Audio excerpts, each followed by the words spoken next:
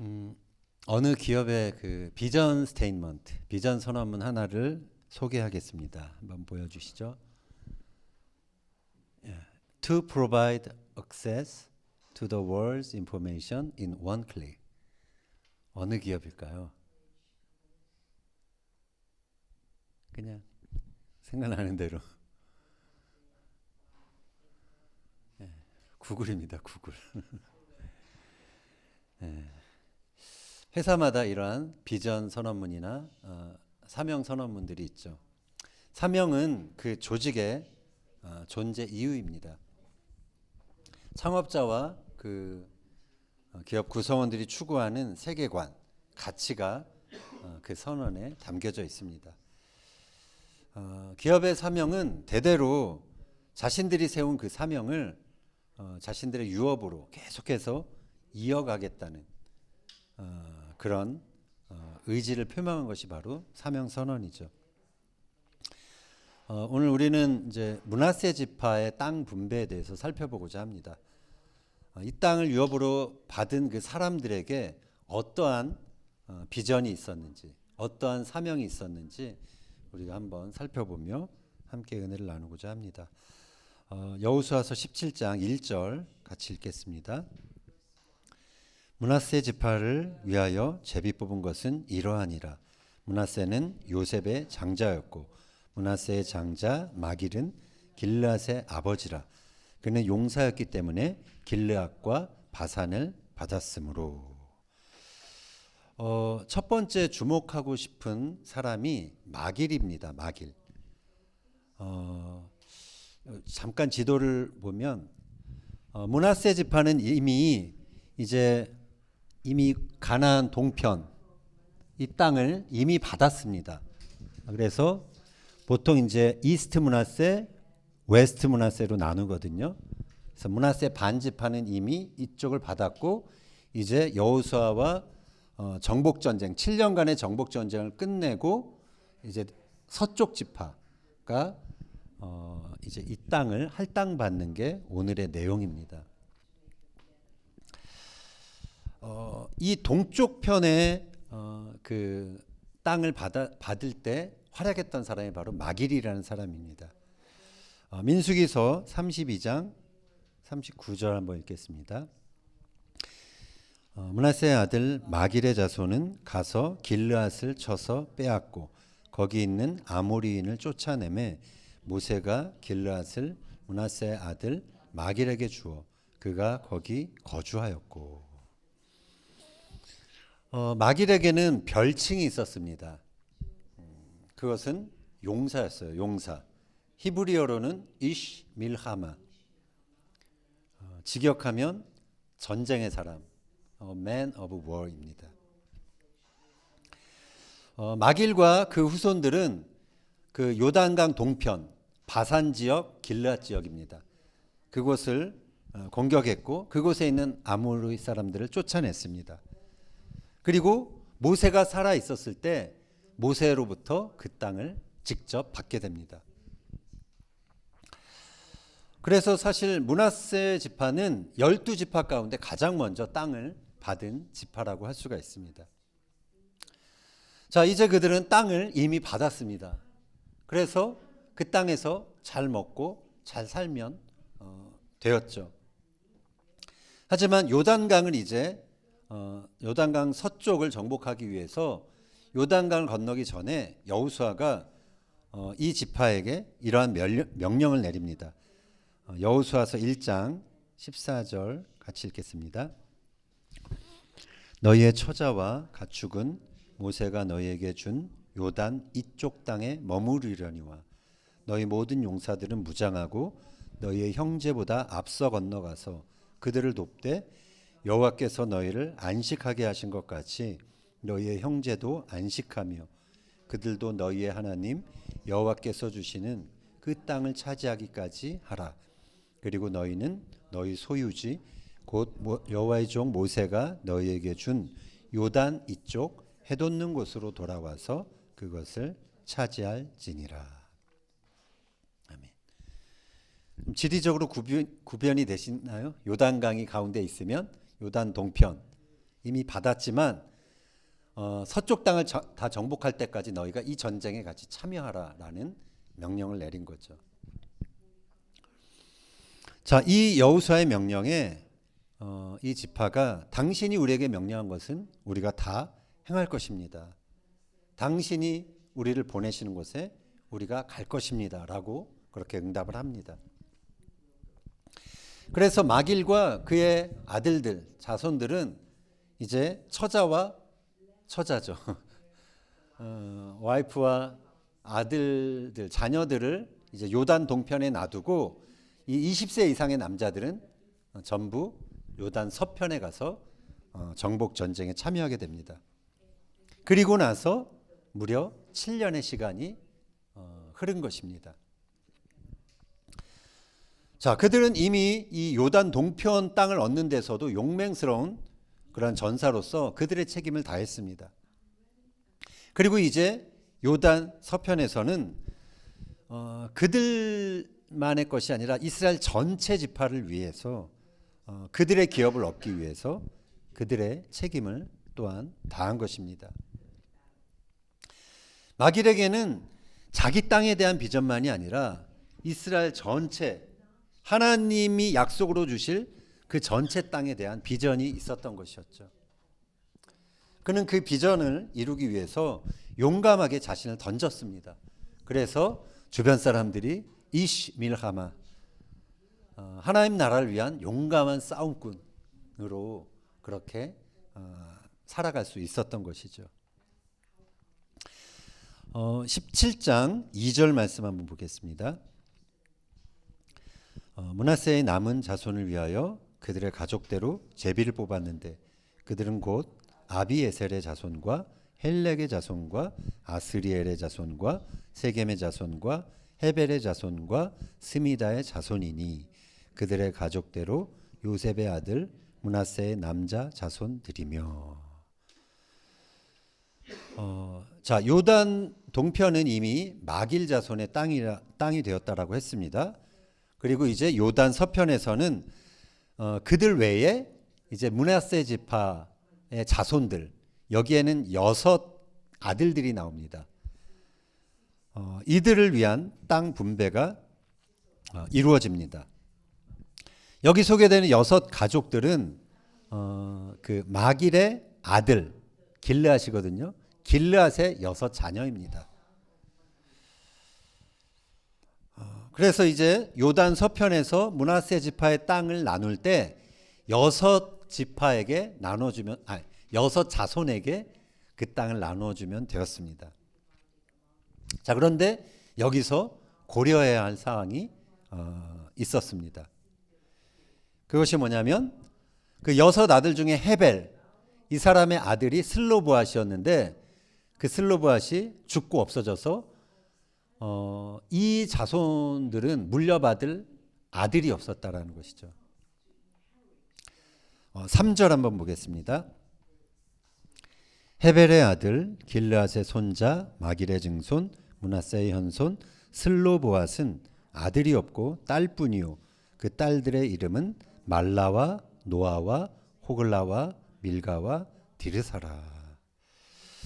자, 우리가 첫 번째 주목할 사람 마길이라고 그랬는데 두 번째 주목할 인물들이 바로 슬로보앗의 5 딸들입니다.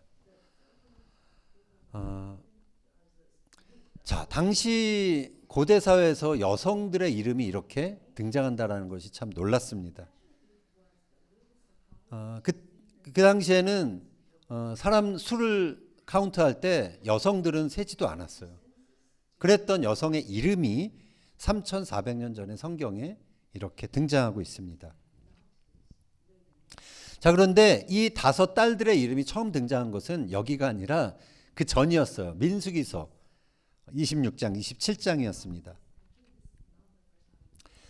당시 고대 사회에서 우리가 뭐 상상할 수 있는 것처럼 아버지의 기업, 아버지의 땅, 아버지의 소유물은 아들이 물려받았어요. 딸들에게는 가지 않았습니다. 그것이 상식이었고 전통이었습니다. 자, 그런데 슬로보앗의 이 5 딸들은 그 당시의 상식과 전통에 문제를 제기합니다. 이 일은 아직 이들이 가나안 땅에 발도 들이기 전이었죠. 그리고 가나안 땅에서 전쟁을 해도 그 결과가 어떻게 될지 모르는 상황이었습니다. 그러나 이 5딸들에게는 가나안 땅에 들어갈 것이다라는 믿음이 있었습니다. 그리고 그 땅에서 그곳에서 땅이 분배될 때 자신들도 그 땅을 기업으로 받고 싶다는 그 소망이 있었던 것이죠. 전 세대, 아버지 세대의 유업, 그것을 자신들도 이어받고 싶겠다라는 그런 강한 의지가 있었던 것입니다. 그래서 그들은 모세와 대제사장인 엘레아살 앞으로 나아갑니다. 그리고 다른 지휘관들과 온 회중이 보는 앞에서 당당히 자신들의 요구사항을 말하게 됩니다. 민수기서 27장 3절 4절 읽겠습니다. 우리 아버지가 광야에서 죽었으나 여호와를 거슬러 모인 고라의 무리에 들지 아니하고 자기 죄로 죽었고 아들이 없나이다. 어찌하여 아들이 없다고 우리 아버지의 이름이 그의 종족 중에서 삭제되리이까. 우리 아버지의 형제 중에서 우리에게 기업을 주소서. 아멘. 이 5딸들이 자기 아버지에 대해서 이야기를 합니다. 우리 아버지는 광야에서 죽었지만 당시 모세를 대적했던 고라의 무리에는 속하지 않았습니다라고 이야기합니다. 여러분들 성경을 읽으면은 그 고라가 반역한 장면이 민수기서 16장에 나옵니다. 그런데 민수기서 15장, 그 한 장 전에는 어떤 한 사람이 나오는데 안식일에 나무하다가 안식일을 범한 것이잖아요. 그래서 죽게 된 사람의 이야기가 나옵니다. 그 사람의 이름은 나오지 않았어요. 그런데 주후 2세기에 그 랍비였던 아키바에 의하면 그 사람이 바로 슬로보아시라는 주장이 있습니다.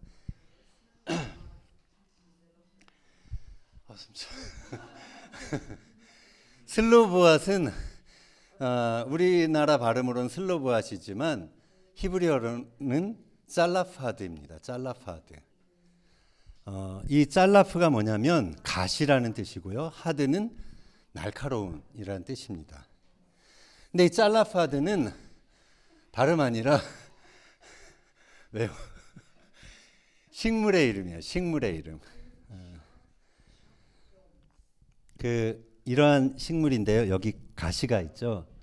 우기에 비가 내리고 나면 이제 이 이파리가 떨어집니다. 그리고 가시, 날카로운 가시만 남게 됩니다. 그런데 이 짤라파드가 땔감으로 유용하게 쓰였던 그런 나무였습니다. 통곡의 벽에 가면은 저 위에 있는 게 바로 짤라파드예요. 짤라파드, 슬로보한.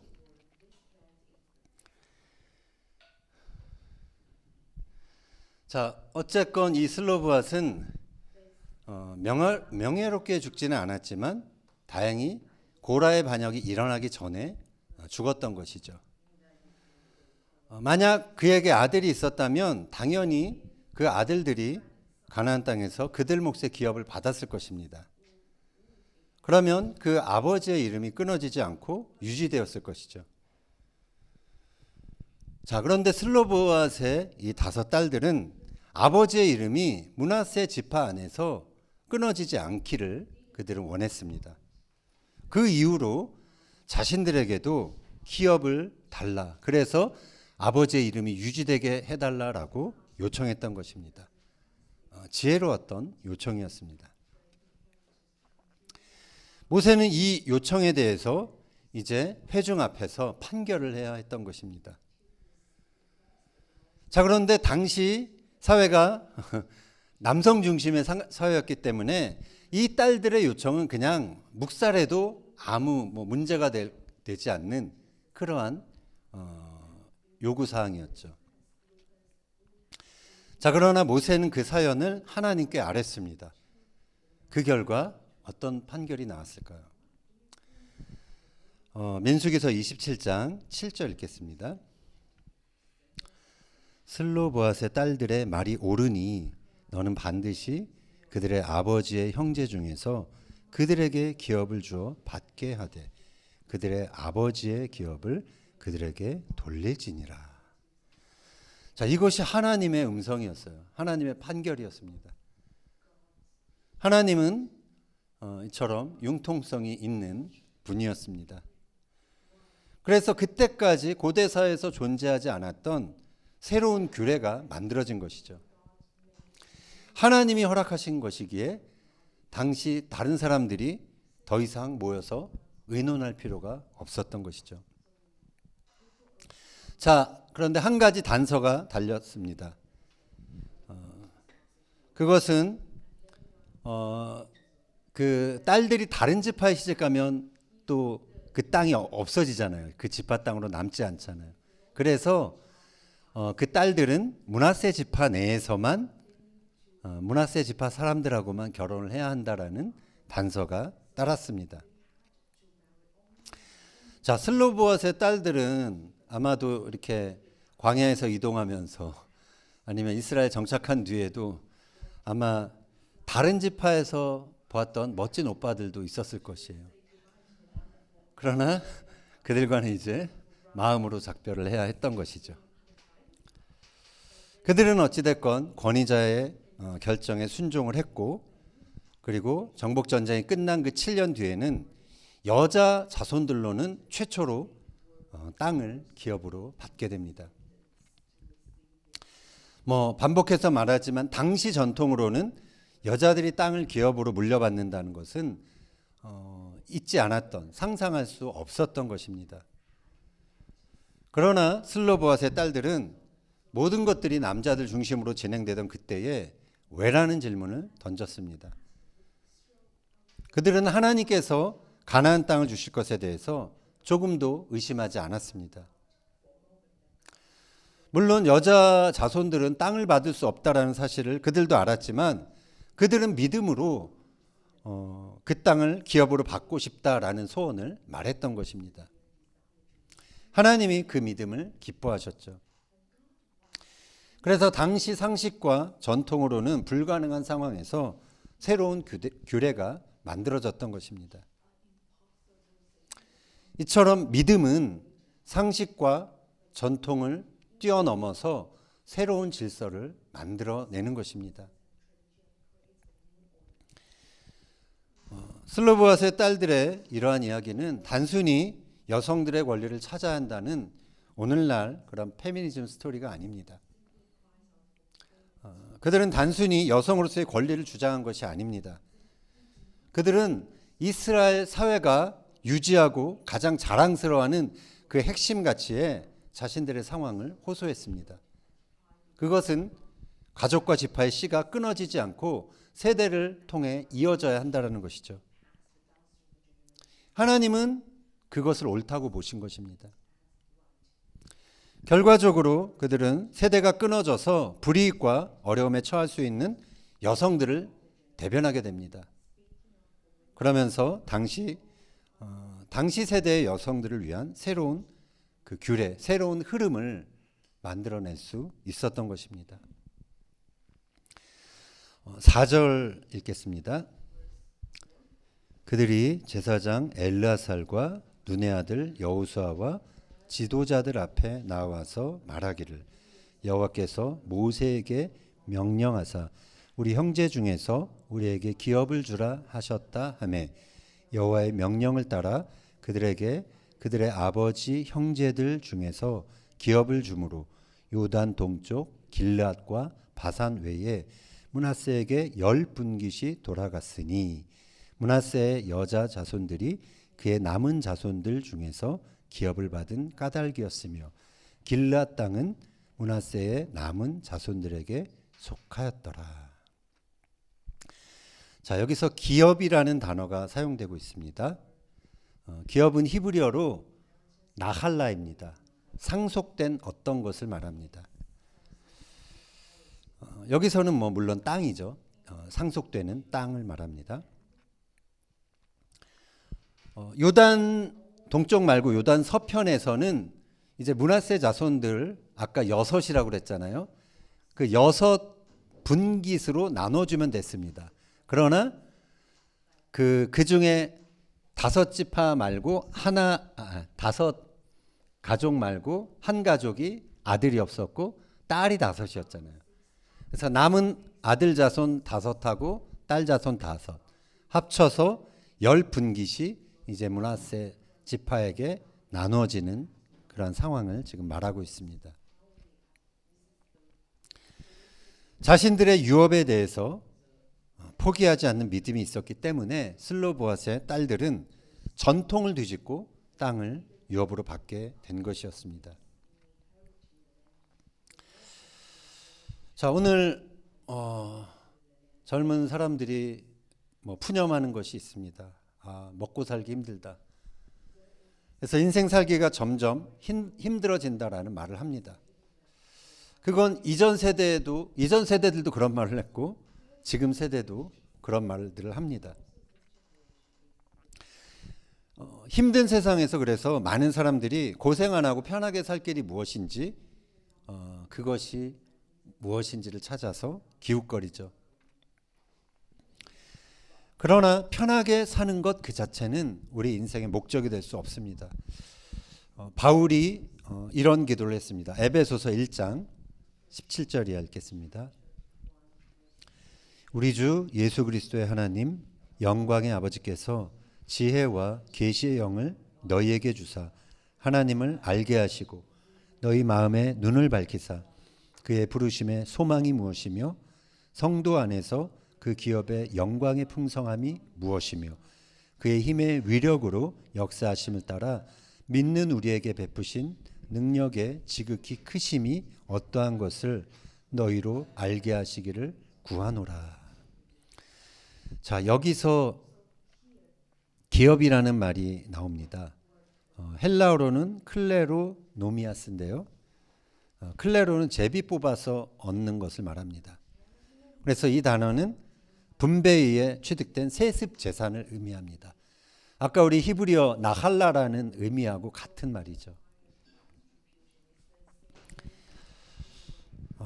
바울은 여기서 우리가 하나님께서 우리에게 허락하신 그 기업의 풍성함이 그 유산의 풍성함이 얼마나 큰지를 알게 되길 원한다라고 기도했습니다. 하나님께서 우리에게 물려주고 싶은 기업이 있습니다.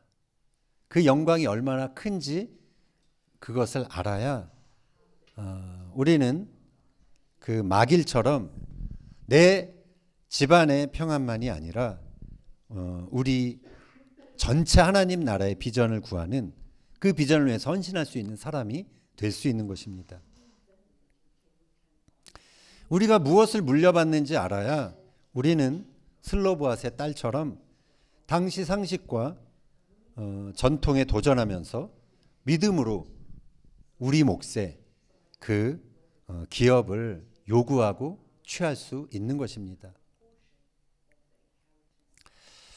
그래서 우리 자녀들이 그냥 공부만 잘하는 그런 사람들이 아니라 무엇보다도 믿음의 사람이 되기를 바랍니다. 일반적으로 공부만 잘하는 사람은 기존의 상식과 전통을 유지하는데 그리고 가진 자의 기득권을 유지하는데 자신들의 똑똑한 머리를 쓰며 살아가게 되기 쉽습니다. 그러나 믿음의 사람은 이 세상 가운데서도 하나님의 뜻을 구합니다. 그리고 이 땅에 돌아가는 시스템을 거슬릴지라도 그 속에 하나님 나라의 새로운 질서를 만들어내기 위해 믿음으로 살아가게 되는 것이죠. 베드로 사도가 이런 말을 했습니다. 베드로전서 1장 3절 4절 읽겠습니다. 우리 주 예수 그리스도의 아버지 하나님을 찬송하리로다. 그의 많으신 긍휼대로 예수 그리스도를 죽은 자 가운데서 부활하게 하심으로 말미암아 우리를 거듭나게 하사 산 소망이 있게 하시며 썩지 않고 더럽지 않고 쇠하지 아니하는 유업을 있게 하시나니 곧 너희를 위하여 하늘에 간직하신 것이라. 자, 여기서 유업이라는 단어가 나오는데 좀 전에 봤던 그 똑같은 단어입니다. 기업, 클레로 노마이스. 하나님이 나누어져서 우리가 물려받을 수 있는 기업, 그것이 바로 여기 나오는 유업이라는 단어의 뜻입니다. 자, 그런데 이 유업의 특징이 세 가지로 묘사되어 있습니다. 하나는 썩지 않는다. 두 번째는 더럽지 않다. 그리고 그것은 쇠하지 않는다. 이렇게 세 가지로 묘사하고 있습니다. 썩지 않는다는 것은 죽음의 영향을 받지 않는다라는 것입니다. 더럽지 않다라는 것은 이 세상의 죄에 영향을 받지 않는다라는 것입니다. 쇠하지 않는다는 것은 시간에 영향을 받지 않는다라는 것입니다. 하나님 나라의 유업은 이러한 특징이 있는 것입니다.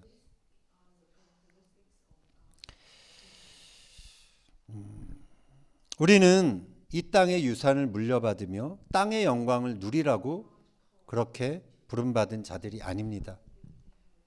우리 믿는 자들의 유업은 하나님께서 우리를 위하여 하늘에 간직하신 것이다 라고 성경은 말합니다.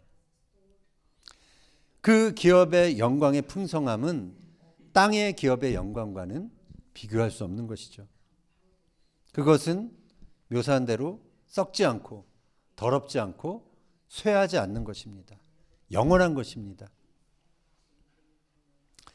슬로보앗의 딸들은 당시 상식으로는 받을 수 없는 기업을 믿음으로 요청해서 받았습니다. 저는 여러분들이 이 슬로보앗의 딸처럼 다른 것이 아니라 하나님 나라의 기업, 어떤 받을 자격이 있어서 받는 것이 아니지만 믿음으로 하나님께서 예비하신 하늘에 간직하신 하나님 나라의 기업을 믿음으로 구하여 받는 그러한 모두가 되기를 축원합니다. 지파 이렇게 땅을 계속 좀 알아보면서 지난주에도 한 군데 다녀왔어요. 지난주에 므낫세 지파 땅을 간 거는 아니고 다시 그냥 유다 땅에 그 미가 선지자의 고향 모레셋을 갔습니다. 잠깐 사진 몇 개 보여. 정상에 오르니까 이게 이제 전체 텔이고요. 저쪽으로는 지금 예루살렘이 보이고 유다 땅 주변의 유다 땅들이 다 보입니다. 다음 뿔 달린 암소가 있어서 좀 조심히 빨리 지나갔어요. 저희가 여기서 미가서가 7장인데 전체 미가서를 소리내서 읽었어요. 막 거기에 나오는 지명을 이렇게 좀 확인하면서 그렇게 그 중에 이제 저에게 다가왔던 말씀이 두 가지였는데 그 한 가지는 이겁니다. 같이 한번 읽겠습니다. 오직 나는 여호와의 영으로 말미암아 능력과 정의와 용기로 충만해져서 야곱의 허물과 이스라엘의 죄를 그들에게 보이리라. 또 한 가지 말씀은요. 6장 8절 사람아 주께서 선한 것이 무엇임을 내게 보이셨나니 여호와께서 내게 구하시는 것은 오직 정의를 행하며 인자를 사랑하며 겸손하게 내 하나님과 함께 행하는 것이 아니냐. 자, 미가 선지자는 여기서 자신의 사명 선언문과 같은 이야기를 하죠. 나는 하나님의 영으로 충만해져서 능력과 정의와 용기로 충만해져서 야곱의 허물과 이스라엘의 죄를 너희들에게 보일 것이다. 자신을 향한 사명 선언문을 선포하고 있습니다. 그리고 이 이스라엘 사회에 이들이 달려가야 될 사명 선언문을 또 이렇게 말하죠. 두 번째 그 말씀인데 여호와께서 구하시는 것은 정의를 행하는 것이다. 인자를 사랑하는 것이다. 겸손하게 내 하나님과 함께 행하는 것이다. 이 세 가지 사명을 이 이스라엘 사회에게 던진 것입니다. 미가 선지자는 당시 땅의 영광을 차지하기 위해서 불의와 불법과 편법이 가득했던 이스라엘 땅에 정의를 행하라, 인자를 사랑하라, 하나님을 두려워하며 하나님과 함께 행하라 라는 이 세 가지 메시지를 던진 것입니다. 모두가 땅의 영광을 구하며 살아가는 그러한 세상에서 하나님 나라의 유업을 구하는 삶은 사실은 쉬운 삶이 아닙니다. 미가처럼 여호와의 영으로 말미암아 능력과 정의와 용기로 내 자신이 충만해지지 않는다면 그것은 감당할 수 없는 사명입니다. 오늘 그 설교 제목이 유업의 의지라는 조금은 약간 어려운 제목을 잡아봤어요. 유업의 의지, 유업에 대한 의지입니다. 지금 여러분에게는 땅의 유업이 아니라 하나님 나라의 유업, 썩지 않고 더럽히지 않고 쇠하지 않는 그 유업을 얻고자 하는 의지가 있습니까?